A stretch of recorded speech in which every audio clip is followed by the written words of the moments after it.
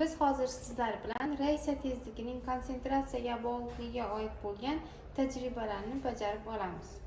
Buning uchun bizga kerak bo'ladi probirka, sulfat kislota, natriy tiosulfat, pipetka, stakanlar.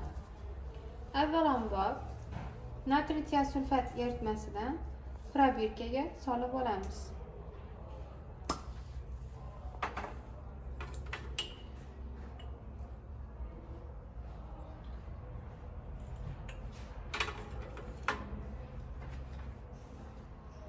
Natriy tiosulfatni bir normal eritmasidan foydalanamiz.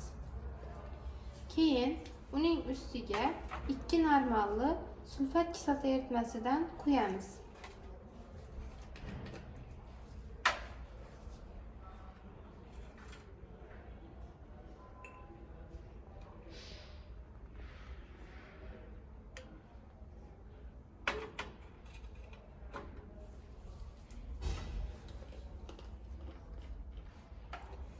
Bunda natriy tiosulfat sulfat kislota bilan reaksiyaga kirishib, natriy sulfat oltin gugurt 4 oksid, suv va sof holatda oltin gugurtni erkin holatda ajratib chiqaradi.